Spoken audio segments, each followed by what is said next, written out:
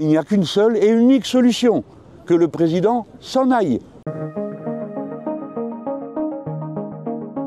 Si jamais on avait un président de la République qui devait démissionner, en théorie en tout cas, la Constitution, l'article 12 est très clair. C'est-à-dire que l'article 12 interdit toute nouvelle dissolution avant le 8 juillet 2025.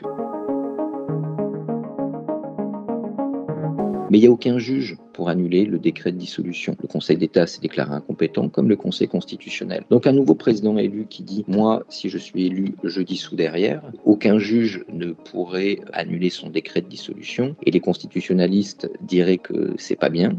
Je serais le premier à dire que c'est inconstitutionnel et que c'est un vrai problème. Le fait est que s'il a une grande partie de l'opinion derrière lui, ça peut fonctionner. La deuxième question, au-delà de l'inconstitutionnalité, c'est est-ce que ça servira à quelque chose? Et là se pose une question qui est une question vraiment structurelle. Si la Ve République fonctionne aujourd'hui différemment et relativement mal, c'est parce qu'on a une tripolarisation de la vie politique. Est-ce que vraiment une nouvelle élection législative permettrait de sortir de cette tripolarisation? C'est tout sauf évident. La gauche est confinée dans ses fiefs, mais elle les tient. De l'autre côté, vous avez un centre qui est ballotté et en voie de fragilisation sur l'ensemble du territoire, et vous avez un RN qui est en force dynamique, mais qui n'a probablement à ce stade pas les moyens d'obtenir une majorité absolue. Et si jamais il y a un camp politique qui peut obtenir une majorité absolue à un mode de scrutin constant, c'est uniquement aujourd'hui le Rassemblement national. Donc, soit vous vous retrouveriez avec une majorité absolue RN, soit vous vous retrouveriez avec pas de majorité du tout. Et donc, ce faisant, une nouvelle élection présidentielle, quand bien même on décide de fouler au pied la Constitution et de faire une nouvelle dissolution, ne mènerait peut-être pas à un hémicycle plus gouvernable. Vous auriez tout autant de l'AFI, vous auriez sans doute plus de RN, et donc, sauf à intégrer ces deux forces dans des jeux d'alliance avec le centre, eh bien, vous vous retrouveriez avec un hémicycle tout autant bloqué.